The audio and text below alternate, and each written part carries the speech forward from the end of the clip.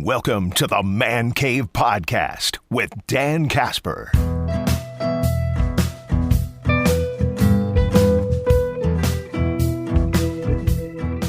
What's up, everybody? Welcome to this episode of the Man Cave Podcast, brought to you by our good friends from Hy-Vee and Toyson Ford.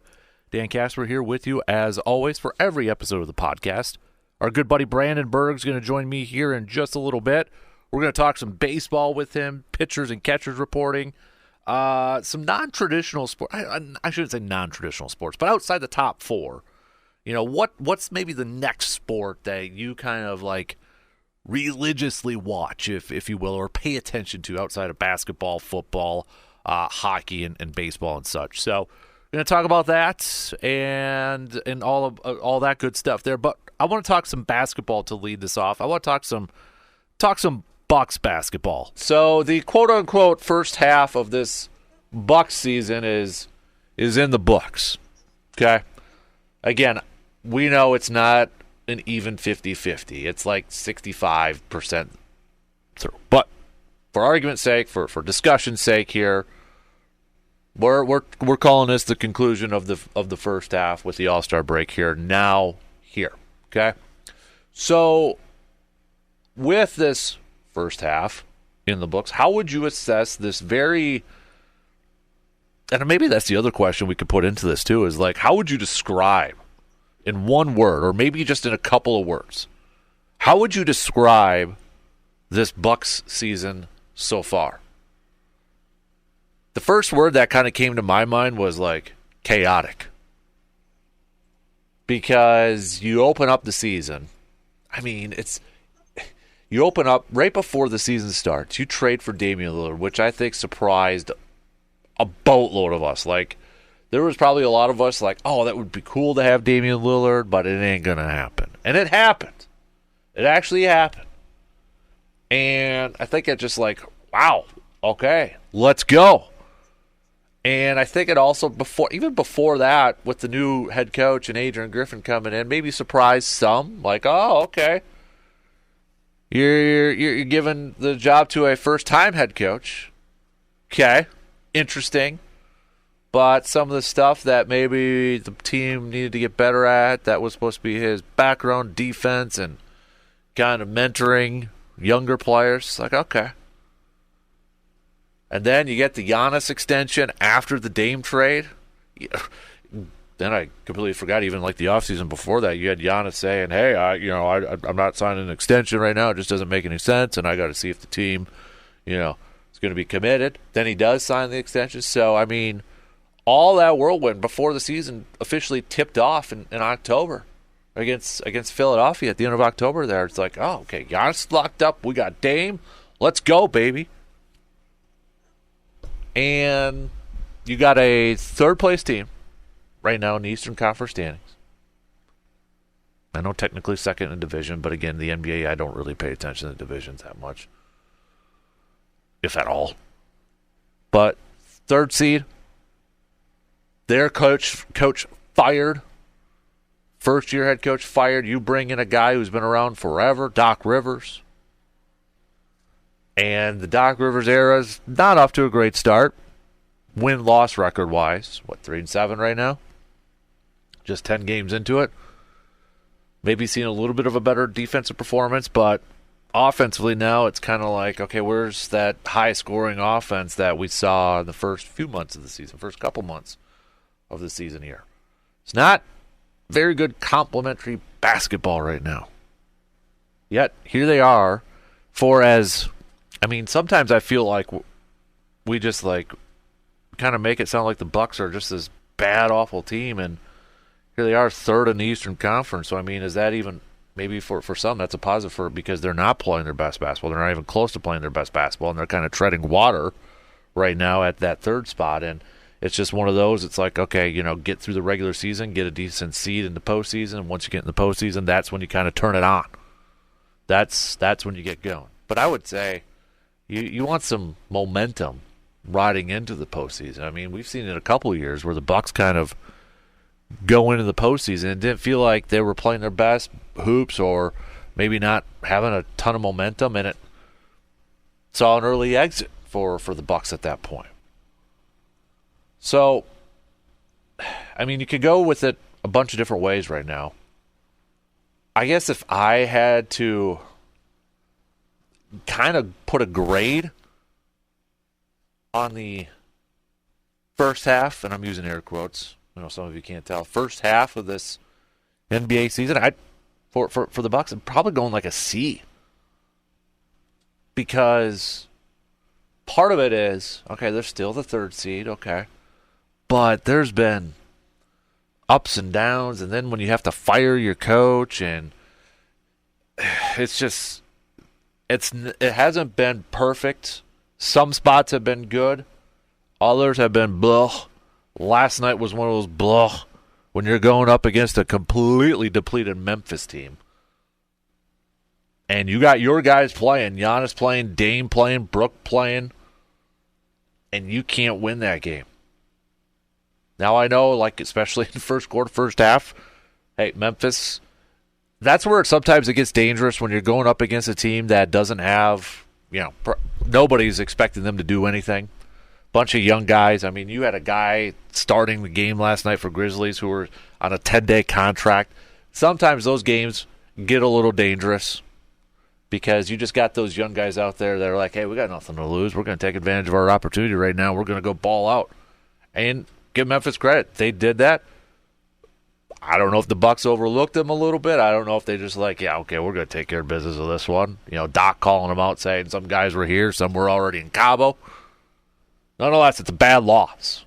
And we've seen it times before, right? We've seen it. I think it was at the game, was it with the Lakers? Was it Lakers Celtics or Lakers played somebody? They didn't have Anthony Davis, they didn't have LeBron, and they just like put a butt whooping on them or something. So, I mean, we see that, but still, it's still a bad loss for the Bucks. And we've seen instances of this before. And that's where it's just been so inconsistent for me. I'm going C, and maybe for some that's a little too high because have higher expectations. So maybe they're at a D plus or something. But that's kind of where I'm at right now. It's been average. It's been average. And I hope after this break, and maybe one downfall of this break here, too, is that Doc is coaching the Eastern Conference. Maybe for some, they would rather have it be another coach so he can maybe work with his assistants and try to figure something out and try to get everybody on the same page, use that extra time to work on the issues that's kind of plaguing the Bucks right now. But, I mean, after the game Sunday, you still got a few days after that, and you got a couple days leading up to it.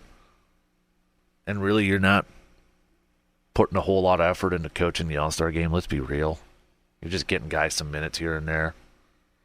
So, but that's definitely with this next half of the season coming up, the final half of the season. With the Bucks schedule, it's one of the toughest in the NBA. And I look at, I'm looking at it right now, and there's a stretch at the beginning of March, in the middle of March, where it's like, oof, okay, this is going to be tough. These are your games. Clippers, Warriors, who are playing better basketball right now. Lakers, you don't know what to expect. Clippers, Sacramento, Philly, Phoenix, Boston. That stretch right there is playoff teams. Lakers, I know, is the one kind of on the edge there, but that is a tough as nails stretch coming up beginning of March, in the middle of March. And it doesn't really get any easier right when you come back from the All-Star break, because you're on the road against Minnesota, and then right after that you're on the road against Philly. And I know Philly with Joel Embiid, it's a little bit different there, but still. But that stretch in March, I know we got a few weeks away, maybe a little less than a month away from that, but that is going to be brutal. And a lot of those games are going to be on the road. Of that 1, 2, 3, 4, 5, 6, 7, 8. Of those 8 games, 1, 2, 3, 4, 5 of the 8 are on the road. We know the Bucks are a much better team at home. Boston is on the road. Clippers is a home and on the road. Sacramento, road. Warriors, road. Lakers, road. But this is where I want to see now as we get into this second half. Got to start to come together here. Got to start to figure out the complementary basketball part of this. Okay, you're getting a little bit better defensively, but what's going on offensively now? It's all got to mesh. And I know Doc and his staff are trying to, incorporate what they want to do into, slowly bringing it in. You can't just completely, stop it and that. And I realize there's probably growing pains with this thing. But now you got to get it going. You've got to get that momentum. You've got to start playing as a cohesive group. This team is way too talented. Way too talented to not be a contender for the NBA title this year. But I think if you ask a lot of people, they may not be picking the Bucks to maybe even go to the Eastern Conference Finals at this point.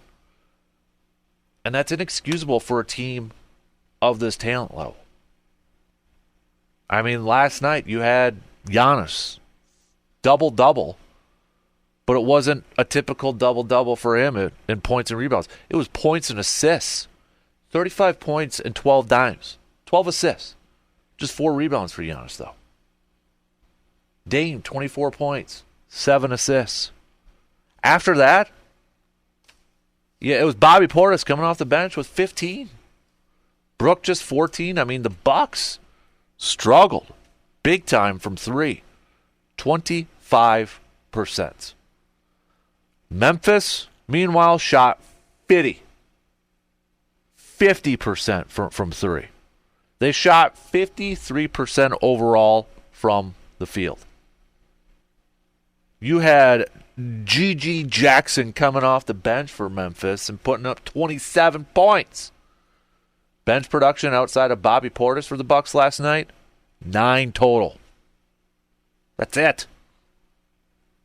So this is what I want to see in the second half. I want to see this team starting to come together, starting to figure it all out and putting it all together. Putting it all together. I don't know if Gallinari is going to be coming over and he's going to be a big difference maker. He had options with other teams, it sounds like. Was it the Knicks or was it 76ers? I mean, playoff teams were interested in him. He comes over. He's familiar with Doc. He's a career 15.2 points per game, 4.7 rebounds. Last couple years, hasn't been those numbers. It's been below. But how much of a, force is he going to be? Difference maker is he going to be coming to this team? I think he's going to get some minutes coming off the bench. I think he's going to take minutes away from maybe guys who aren't producing because of Doc Rivers' familiarity with him. But how big of a difference maker will it be? It remains to be seen. But this team's got to start to figure it out here in the second half and start to put everything together. I'm willing to, the 10 games under Doc, give it a little bit of time till they all kind of mesh here, get on the same page here. But that now, you got to get her going here. Got to take care of business. And as far as, the one question kind of thrown out there to have a little fun with is which team do you trust the most right now to go win you a ball game? Badger basketball or Bucks basketball? That's a toss-up for me at this point in time. I hate to cop out on it, but that's kind of a toss-up for me. I don't know who the heck to trust at this point in time. I have no idea who I'm going to be trusting. So as we head into the break, here's your standings currently in the association. Boston holding a 6-game lead over the Cleveland Cavaliers, who are in second. Milwaukee's 8.5 back from Boston, 2.5 back from Cleveland. The Knicks, 4 seed, a whopping 10 games back from Boston.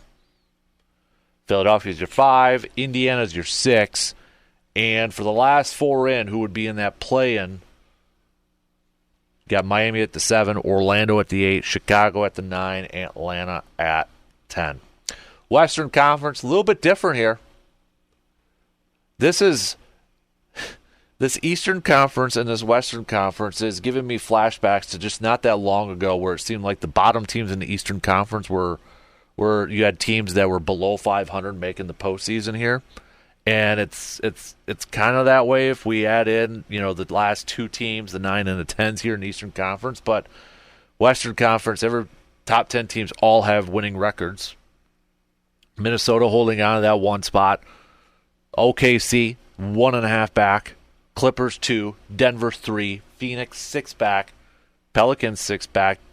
That's your top 6. So your top 6, this 6 team is just 6 games back from first place compared to the Eastern Conference where your 6th seed is 12.5 games back. Dallas, Sacramento, Lakers, Golden States, all rounding out for the top 10 there.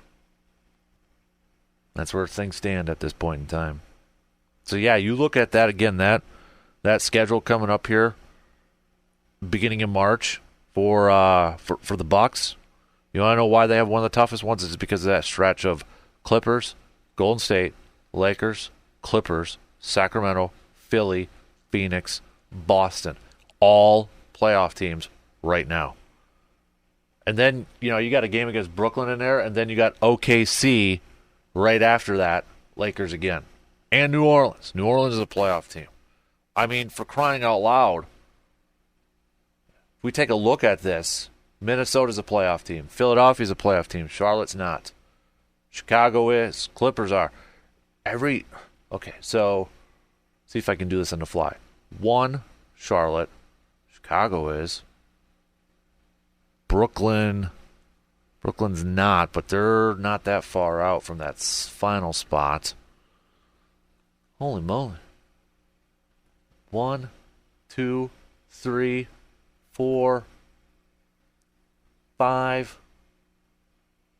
Wow. Of the Bucks remaining, if my math is correct, looking at this schedule up here in the studio, the remaining games for the Bucks, only 5 teams right now are not playoff teams. The rest are all playoff teams. They got Charlotte a couple times, not a playoff team. They've got Brooklyn, not a playoff team. They've got Toronto, not a playoff team. Memphis again, and Washington. Everybody else is playoff teams. Holy moly. We're going to take a quick break, and our good buddy Brandon Berg's going to be joining me here after these quick words. Are you thinking of taking a spring break trip this year? Or maybe you're already eyeing up that summer vacation, but you're not quite sure if you have the proper transportation for those road trips. Hey, that's where Toyson Ford can help you. Toyson Ford has a wide selection of new and used vehicles for you to check out. And at Toyson Ford, they treat you like an honored guest. They will work with you on financing no matter what your budget may be. So if you're looking for that new vehicle this year, head to Toyson Ford, located at 1000 Chippewa Crossing Boulevard in Chippewa Falls. Brandon, we've got Daytona 500 coming up. Yes. If I ask you this question, taking away the big 4, just in general, baseball, football, and I'm encompassing college football into it. Okay, yeah. Basketball and hockey. What's the next sport that maybe you watch the most or pay attention to the most, would you say? And is the Daytona something that is like appointment viewing for you, like Kentucky Derby? Yes. Sort of thing. It is. Is it Daytona? It is. Okay. It's odd because obviously NASCAR is different in that it starts the year with its biggest event. Mm-hmm. So that's kind of weird. Normally, you obviously kind of have that build up to the end, but no, it's one of those things. And I'll be the first to admit I'm not nearly as big of a NASCAR fan as I was in my younger days, but it's still something like I've just come to the conclusion like I'm always going to have a general interest in it, just because I have a lot of interest and respect in the sport itself. Mm-hmm. I think it's just there's a lot of moving parts that go into it that I've always found really interesting. Yeah. So, otherwise I would say golf is certainly up there, especially when you're factoring the majors. Mm-hmm. As we know, there's always a bit more buzz for when it's the Masters. That's obviously the big one. Especially if T-Dub's in there. Right. Yeah. Which I probably can't call him anymore since he said that logo's gone. So, yeah. I know your mom chimed in about the logo. Brandon's mom, I'm not buying that logo. I don't like it yet. I don't like it. Yeah, have to grow on you? Yeah, we talked about it on Wednesday. I would have. I know some people probably would have said he was copying his buddy. I would have gone with a fist pump shadow logo, like Jordan's Jumpman sort of thing. Yeah. But and the other thing that bothers me is the 15 stripes signifies his championship. What if he wins another one? And they say they're going to have to redo it. I'm like, I don't know. Yeah. No. So. And you say you got the 15 stripe one, and that was only around for a year or whatever. But yep. No, thank you. So, but I won't say no to one if somebody like gifted one, like Veronica got me one or something. So, anyways, sorry, but yeah, I mean, golf I think would definitely be in there. I'm trying to think of some other ones, but those are the ones. You got tennis, do major championships on there a little bit. Olympics, would you put Olympics in that? It depends. I mean, we've been lucky, in recent years that we've had some local connections there, and that always helps. Like, right. If you're looking for a reason to watch the Summer Olympics, Kenny Bednarik's running. Like, obviously, that's a big deal. Yep. So, but I still would go. For me personally, I think I would still go NASCAR just on a weekly basis. Like, there's certain times of the year, like, with it being Sunday afternoon, generally I'm not working on Sundays, so if I'm not out, doing something, I might just, I'll watch a race, or I'll sit down, for a while, and, I don't necessarily do that as much for other things. Right. Yeah, it's, I went through, I don't want to call it a phase, but there was a point in time when I was, like, in high school that I tried to, and it actually might have been a little bit after. Well, the peak as far as NASCAR goes, viewership-wise, I mean, you can say whatever you want as far as just with the sport itself. The peak viewership-wise was 2005.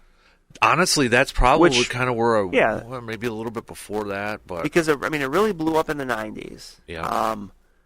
And one of the things I've said for a long time, and now more than ever, especially as you learn more about him after the fact, was just how smart Dale Earnhardt was. I think a lot of people, when you think of Dale Earnhardt, you think of, quote unquote, this dumb redneck, but that's not the case. He was very, very smart when it came to like merchandising and branding and stuff like that. And him basically going to Jeff Gordon, who at the time was, the young hotshot clean cut guy, and saying, hey, look, like, we can make some money off this. Like, even though they weren't, like, they didn't dislike each other, like, let's try to play this up a little bit. And it did. I mean, that was the case in the 90s where you had. Oh, gosh, I can remember people. I mean, 85, 90% of people, you're either Earnhardt or Gordon. Right. And then that and look at any sport, those larger-than-life personalities lead to success for the whole sport. And that was the case when you got into the early 2000s, and then, that success continued even after Earnhardt died in 2001. And that's the thing, like, I would not consider myself a NASCAR fan. I remember exactly finding out when Earnhardt died because of. You knew who he was, even if you weren't a fan. Right. He was one of those sports figures that was just kind of almost larger than the sport itself. Right. And I still remember finding out, like, how I found out in the day of finding that out, And it was, I think it was actually, like, maybe shortly after that or maybe a couple years after that, because I tried to get into it. I tried to be like a Dale Jr., Yeah, and that was kind of the thing. He kind of took the label, kind of the lead as far. I mean, he won the most popular driver award in the Cup Series so many times, and he kind of, I mean, he was that perfect, hotshot young face that was good, right? And he's driving the car sponsored by beer, and he's doing all these other things, and it worked, it clicked. Like, you just when you see sports leagues that have success, there's just certain things that just like work. And when it was on NBC, and that was a big thing too, because up until 2000, you didn't have kind of like a uniform TV schedule, like you had for other sports. Actually, each track had a deal with a network. So that's why one week you'd see a race on CBS, and then the next week you'd be on ABC, and it was hard to keep track of. Right. But since 2001, it's been Fox for the first half, or pretty much the first half of the year, and then it was NBC, and then it changed to ESPN, and ABC had it for a while. Then it went back to NBC. So it's just easier to find. When it was on NBC, though, I think part of it was because they had the Metallica Fuel song as a theme song on there. So that probably what drew me in there, too. I love that song. Yep. The little guitar riff there towards the end. Oh, yeah. Yep. Yeah. Anytime you put that in there, that was smart, too. That got me hooked there. Yeah, at that time, they were just doing... Something about NBC and theme songs when it comes to their sports. NBC Sports knows what they're doing when it comes to that. But, yeah, because they had the rise. And, 2005 was, as far as TV viewership goes, the most popular. And... I mean, now they don't really do attendances for races, but you had places dwarfing anything you got that week out of like an NFL or a college football game, and you were 150. I mean, there was a point where you could make the case that the hottest ticket in sports was for the night race at Bristol Motor Speedway. There was a waiting list. I know, because my mom, like, I have an uncle that went to the race I think he went to the spring race, but like, you knew, like, if you wanted to go to this race, like, you had to get on a waiting list. And sometimes it took a while to get to the point where you could go. Right. Because it was such a popular race, because it was Bristol was a very short track, you had a lot of action, and it was built up like a coliseum.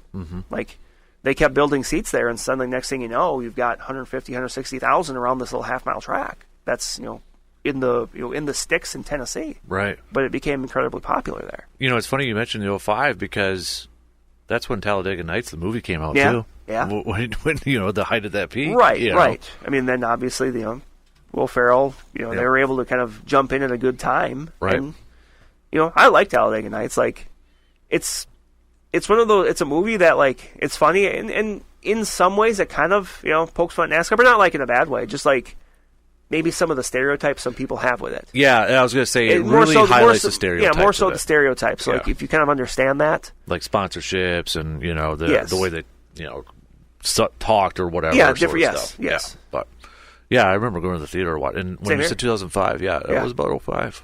Yeah. On a date for that one. How'd that go? Was it Veronica? No. Okay, well, then it doesn't matter. Yeah. But yeah, I was trying to think of, like, okay, outside the top four, I feel like the other sports I kind of watch or pay attention to, it's so event oriented. Yes, and because even for golf, like, I love golf, but I'll tell you what, if there's a random tournament on that's not a major, it's tough. Unless there's a couple bigger name players in it, like if it's Tigers in contention, right, at some non-major tournament, I'm probably watching that, right. Otherwise, I'll be real. Probably not. Right. So, same. But, after that, I'm trying to think. Olympics, yeah, and that's only every few years, so that's a little bit different. And that I would like to be able to get into, like, the English Premier League, because I have friends that are. I tried to get into it. I don't know. I just like, and I've grown to appreciate soccer, as I've covered it with my job and stuff, and I appreciate how they do certain things with the league when it comes to, like, relegation and stuff like that, and how there's different levels to it. I like that. But I would just have to find, like, my in. Like, what's my in? What's my reason to do it? Hudson actually asked me a question. I want to see if I answered it the right way in your opinion. He asked me this last night. He's like, Dad, what sport's more popular, soccer or baseball? I said, world soccer, U.S. baseball. I think that's correct, but I think soccer's making some good gains in this country. I would agree with that, yes. Yeah. Worldwide, it's huge. Yeah, right? And worldwide. You go pretty much. And baseball's worldwide too, but it is. But yeah, like, you go to pretty much any other country, soccer or football, as it's called pretty much everywhere else. Like, that's the sport of choice. Right. Yeah. Otherwise, I was trying to think, like, there, and no, it's got to be event oriented for me. Certain ones I can't watch all. I'll tell you right now, like, I'm not going to be. I won't be paying attention to the spring football league that much. I mean, I'll catch it, I'll check it out, but I'm not going to be like NFL. I would die hard. I would really like them to find a way to be able to, like, have each team send, like, 4 guys to it, because then it's each NFL team to send 4. Yeah, kind of like NFL Europe, though. Yes, exactly, and that I mean, we know how many good examples there are of that. Kurt Warner, Mike Maslowski from Thorpe. Yep, he went and played over there, and then ended up having a pretty solid career with the Kansas City Chiefs. Like, there's a lot of people that helped. Like, and I think. It's like a feeder minor system sort of thing, like, then when you have a connection, like, look, they're not going to, the Packers wouldn't send Jordan Love, but maybe it's your practice squad guys, or some fringe roster guys. Exactly. That, like, we want to get a little bit more of a look at this guy, and then you hear, this team has 2 Packers guys on it. Okay, you might want to take a look, especially if it's some fringe quarterback, because everyone loves a backup quarterback, right? Because a lot of those times too, let's face it. Those fringe guys, you may not know how good they may be decent, but a lot of it is name recognition too. Let's be real. Yep. So they may not get a shot. They may be lighting it up in practice and such. But I agree. I would like to see that. I think that's a great idea. Even if it was just 4 guys. That's 4 times 32. 128 guys. Almost maybe kind of like the NBA. Yeah, a bit like with the G League. Yeah. Because once in a while you'll have some of the Bucks guys go down there to the herd, whether it's just a practice or something, and then they call them up or something like that. Yeah. So, but you're right. I mean, if it's a Saturday in April and I'm just kind of flipping around, here's whatever this, maybe I'll watch for like 5 minutes if there's see if there's any names I recognize. But the one sport I really wish I could have gotten involved or really into watching, and I think a lot of it could just be who's involved. Boxing. Yeah, like at the peak, like because I remember like the tail end of what I would consider to be the boxing peak. Like the later '90s, like Tyson and Holyfield. Remembering how big of a deal like the Tyson Holyfield's fights were, and even when he later on Tyson boxed Lennox Lewis. I mean was it Chasing Tyson? So 30 for 30. Yeah, it's a really good one. It talks about how. Obviously, they wanted Tyson Holyfield for like the early 90s. Then Mike Tyson went to jail, so he couldn't have prison, so he couldn't have that. And, like, the roundabout path, they finally got the matchups they wanted, and it wasn't quite what they were maybe hoping for just because of the controversy with it. But, yeah, like, there was a time where, like, boxing was, like... Yeah. And because you had so many of these larger-than-life characters. And, again, look at any of these sports. I mentioned with NASCAR. When you had these larger-than-life characters that you could gravitate towards. Let's take a quick break, and we're going to talk some baseball after these quick words.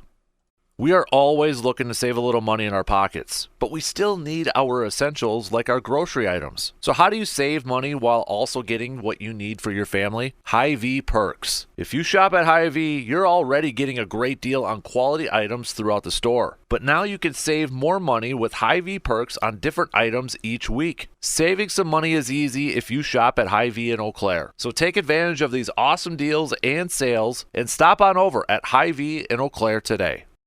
Rob Manfred, retiring 5 years. I was going to say, yeah. In 2029. Don't delay the fun part. Right. So you got that. Also, everybody's complaining about the new jerseys out there, saying they look like the cheap knockoffs, which fans should be excited about. That means you can get away with wearing cheap knockoff jerseys, I would think. Well, this suddenly opened up, or reopened up the, however you got them, because that was a thing. I'm trying to think of when that was, about 10 years-ish ago. Maybe a little bit longer. Maybe a little longer. Yeah, I know it is a little longer. Yeah. But everyone seemed to have the hookup. Yeah, they did, right? And you're right. It was one of those things you could tell, but I think people were willing to do that because it was, you were getting a very good deal on it. Fanatics, not so much. Yes. They are, they're having some problems. I think if you want, you can find there are, on various social medias, there are certain accounts dedicated to Fanatics and how they are messing things up. Right. I ordered this, I got this, and it's part this and part this, that kind of stuff. It's not good. It's not what you're looking for when, so many of these sports leagues, like, that's your official provider of swag. Well, is Rob Manfred, now, he has made some interesting comments over the years as commissioner, kind of downplaying the World Series trophy famously. What do you say, like a hunk of metal or something? A tin or something like that. Yeah. Did you hear what he said about testing these jerseys? No. This was his quote. The jerseys are different. They're designed to be performance wear as opposed to what's been traditionally worn, so they are going to be different, but they have been tested more extensively than any jersey in any sport. The feedback from the All-Star game last year where the jerseys were worn was uniformly positive from the players. So I think after people wear them a little bit, they're going to be really popular.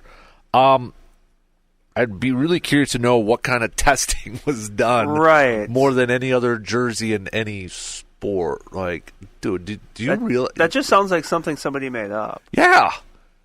This is a guy who was a lawyer in his previous life, or previous career, whatever we want to say. But it's like, you hear that, I'm like, okay.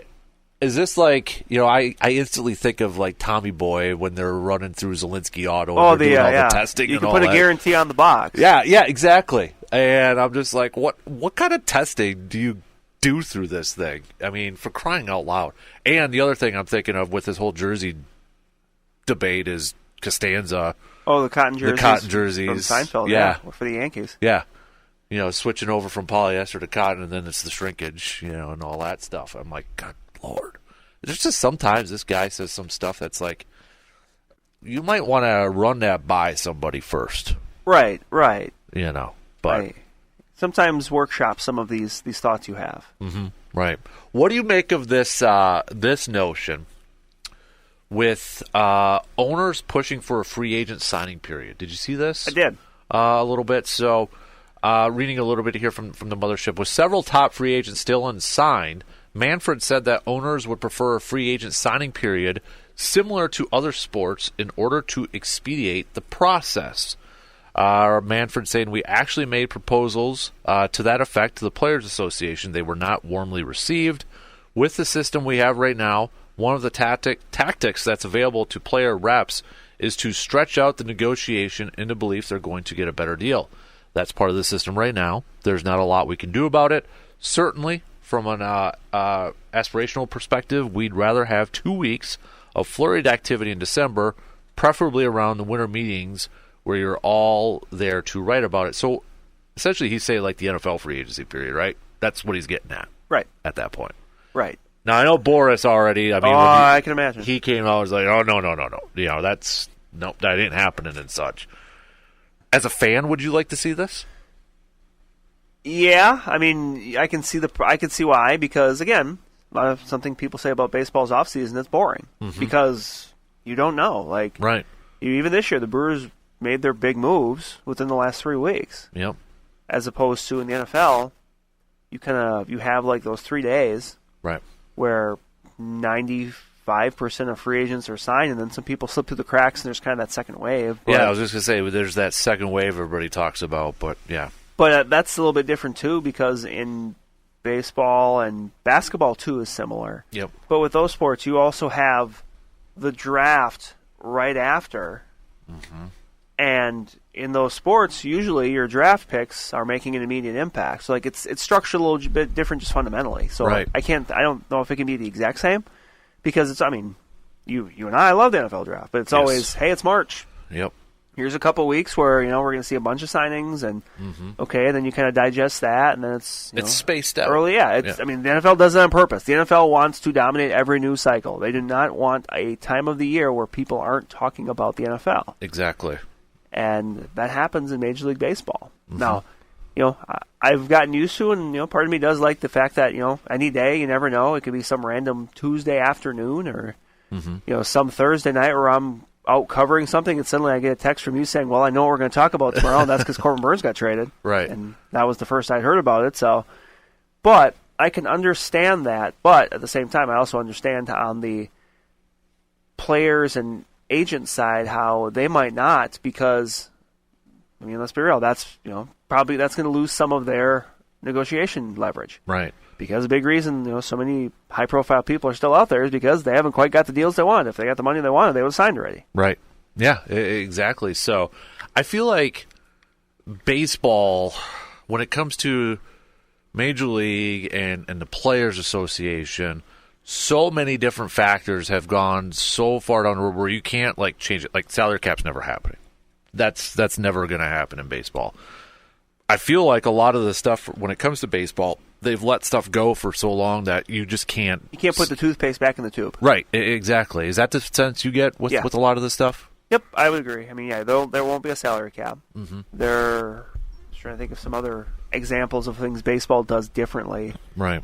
But you're right. Like, there's just certain things that you can't come back from that. I mean, that's the type of thing where if one side tried to go for it, that would lead to another labor dispute, which, who knows, still might happen. Right. It's when that time comes again. I mean, we're not that far removed from 2021 when we had that. And Do you feel like the Baseball Players Association's got the most sway than any other pro players association at this point?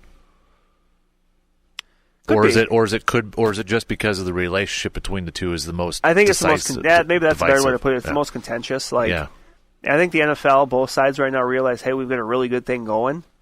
And I know in the past, Aaron Rodgers and others have kind of spoke up when they've come to agreements that maybe weren't, the best for the players. But I also think both sides understood, we got a good thing going. We know if there's a labor stoppage, we're going to chop into, our fan base. And the same with the NBA. Right. Yeah. I mean, the NHL doesn't care. Gary Bettman said multiple lockouts under his watch, and he doesn't really seem to care. So Right.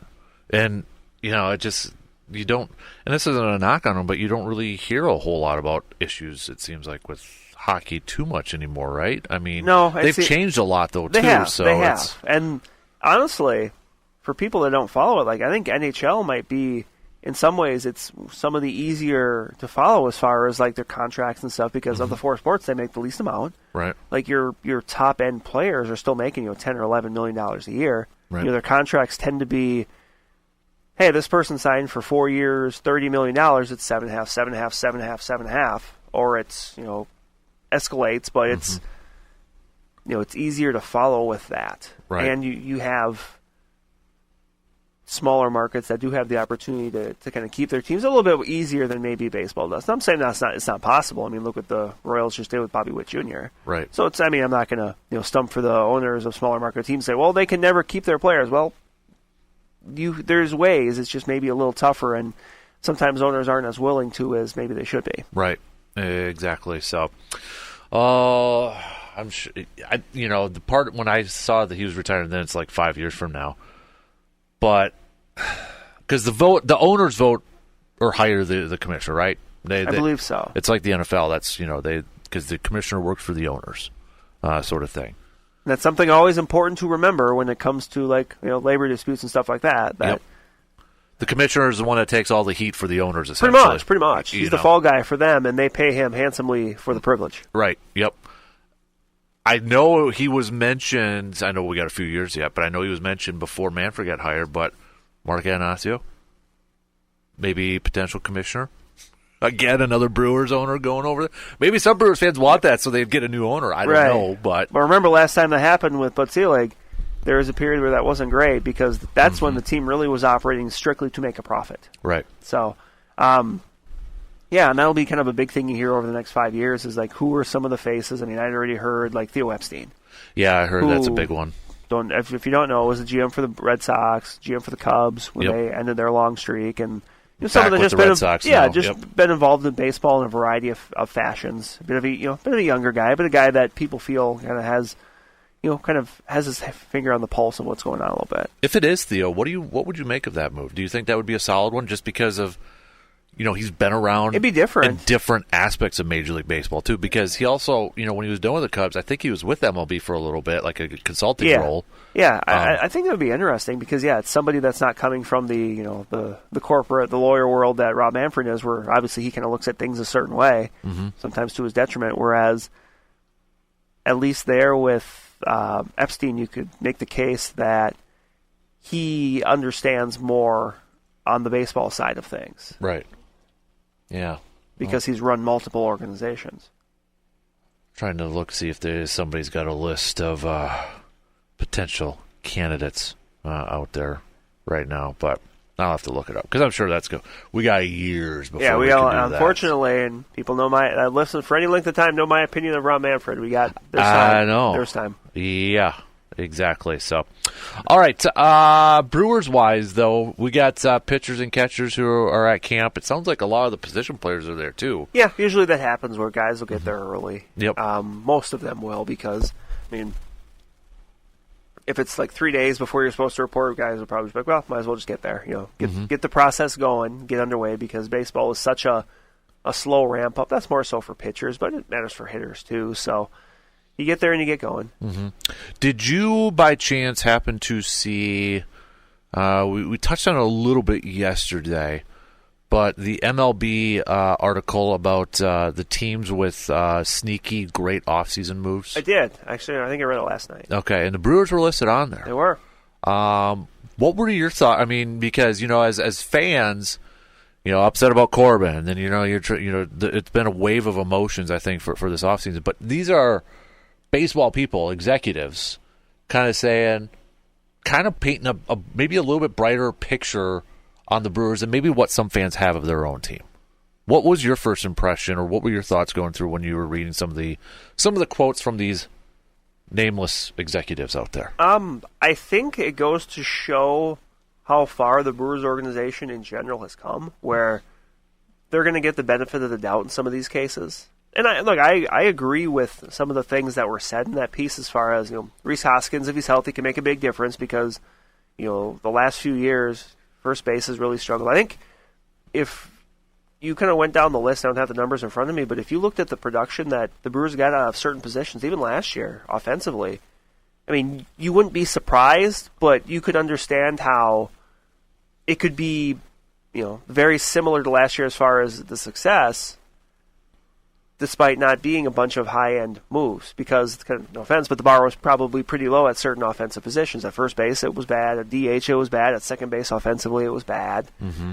So, if you're looking at the combination of, Rhys Hoskins at first, DH right now, a group of people all kind of getting some time there. Second base, if you're thinking about maybe Bryce Terang just making improvement from his rookie year, or Joey Ortiz, or whoever ends up playing there, more so, I think you can make that case. I know the pitching end is, it's going to be tough. Like, Corbin Burns, Brandon Woodruff, tough to replace. But a couple things to consider with that. Number one, last year, Brandon Woodruff didn't pitch a ton in the regular season. He was only pitched like 49 innings or something. That's like right, that because he was hurt for much of the middle of the year. So, Brandon Woodruff was great. Like, he didn't really pitch a ton last year. So you're not trying to necessarily replace, 200 innings from Brandon Woodruff. It's 45 innings from him and the 150 whatever else you cobbled together from other guys. Mm-hmm. And, the thing I found really interesting in the immediate aftermath of the Corbin Burns deal is kind of, looking back on this team. And, I think people look at 2018 as kind of the flashpoint. Like, okay, that was, obviously that was the Brewers' best shot to get back to the World Series. They're a game away. Well, that team was not exactly known for a starting rotation. Right. Remember, the guy that pitched the most, made the most starts was Ulysses Chassin. Yeah. that team went into the playoffs with Chassin, Wade Miley, and kind of spare parts. Right. Freddie Peralta had started some, but he... Was Gio Gonzalez on that team? Gio Gonzalez was on that team. Corbin Burns and Brandon Woodruff were coming out of the bullpen, and Woodruff was doing a little long relief, but this actually surprised me. But do you know who started the second most games that year for the Brewers? Second most games. Second most games. I'm going to know it too if I don't guess it right. I'm going to know. Yeah, you will. It was one that I didn't. When I saw it, I didn't think of it. I'm like, I guess. That makes sense, but. It's wrong. It's not Matt Garza. No. Matt Garza was gone. He was gone. But you're kind of on the right path as far as guys from that group. Really? Who? I believe it was his last year there. Chase Anderson. Oh my gosh! Yeah. I think Chase Anderson and Junior Guerra were the next two. Junior Guerra. Yeah, you're right. That team won because it had an amazing bullpen, kind of like a Frankenstein monster of a bullpen. Well, they had, Jeffries Hader coming in like seventh inning. Yeah, they acquired Joaquim Soria, who I think was really underrated for that stretch. Corey Knebel. Yep. Who kind of had his struggles but figured it out down the stretch. And they kind of, used a little bit of kind of bubblegum and tape to put up that rotation, especially down the stretch. It was like if you got a lead and you were going into the 6th or 7th. And that was kind of the idea. Like, find a way to get like five and a half good innings out of your starter. Mm-hmm. Now, that's going to, for something like that, that's obviously going to require better offense because that team was good on offense. You had Christian Yelich as the MVP. You had Mike Moustakas acquired in a trade. Travis Shaw was really good. Lorenzo Cain had an MVP caliber year. Jesus Aguilar was an all-star. Yep. But it's one of those things where I don't think you necessarily have to, kind of squint too hard to see how it could work. Mm-hmm. It's just, you need some things to go right. But any time a team in any sport has a successful year, it's because they get some breaks. Like, make no mistake about it. That year in 2018, the team's catchers were Manny Pena and Eric Kratz, who, I really like Manny Pena. I really like what Eric Kratz did that year, but those aren't exactly guys that, overall are in the same category as a William Contreras. Mm-hmm. Right. So it's just, I think that you can talk yourself into it a little bit, even if you're not super enthused about the offseason. At the very least, to say, okay, well, you know what? We'll see. And I know last week you compared it to the Packers this year. We just didn't know because there were so many younger guys. But you come out of the year knowing, hey, we feel pretty good about the quarterback. We feel pretty good about some different spots. Like, looking at the way the team is currently constructed right now, you're going to have younger players at second base.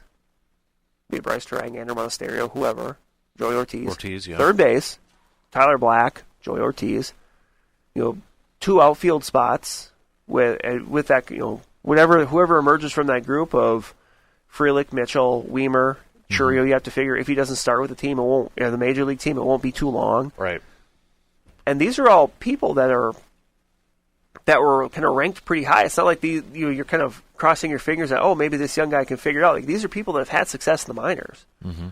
And, Trang really struggled offensively, but, last year. But, you see what happens. Same with Weimer, but you see what happens when you give him a second offseason. I mean, that happens with certain people. Right. Sometimes it takes them a little bit of time to kind of figure it out. The one name that they mentioned in the article, just a quick line, but a guy that we haven't really talked about, and maybe he doesn't have a role right away, Jake Bauers. Is that, I mean, he's a first base option over there, but is he more like, okay, AAA and then maybe potential? Well, I don't think he has any options left, so I don't think he can, which that was a move that, I mean, especially earlier on, I think Brewers fans were kind of confused about because Bauers is a former, pretty highly touted prospect, but just hasn't quite figured it out in the majors. I mean, he's kind of traveled around a little bit, but he's also somebody that I think the Brewers really like his kind of advanced numbers because he hits the ball. He does a lot of the things that like analytical people like. He hits the ball hard, he hits the ball in the air, that kind of stuff. It's just they're kind of thinking, well, let's take a look at him because he's a guy that I haven't seen very many people talking about, but like he's a guy that could play first base a fair amount if you have Hoskins DH a fair amount, but left-handed bat that's got some power. But he's not necessarily a everyday starting. A guarantee to make it. I mean, if he comes into spring training and struggles, the team might decide to cut him loose. Is it kind of weird too, the Gary Sanchez thing? All of a sudden, pause now. Yeah, there hasn't. It's kind of been radio silent on that, and there's different reasons people have kind of speculated, but I think it was Robert Murray said right now he doesn't have any reason to expect it won't get done. It's just maybe it's because he broke his wrist at the end of last year. Maybe it's something with that, or the Brewers would have to if they signed him, he would be on their 40-man roster. And right now it's full, so maybe there was some speculation too. Well, maybe they're working on a trade or something that would free a spot up. But I mean, there's a few people I think you could just as easily designate for assignment. So, right. But yeah, it's just been odd that it was there and then suddenly there's been nothing. Right. Yeah. So. That's going to do it for us on this episode of the Man Cave Podcast, brought to you by our good friends from Hy-Vee and Toyson Ford. Don't forget, if you don't mind, take a few seconds to give us a 5-star rating on like Spotify and Apple and a positive review on Apple so others can find the Man Cave Podcast. Big thanks for always tuning in. Appreciate the support as always. Until next time, I'm Dan Casper, and I will talk to you on the next episode of the Man Cave Podcast.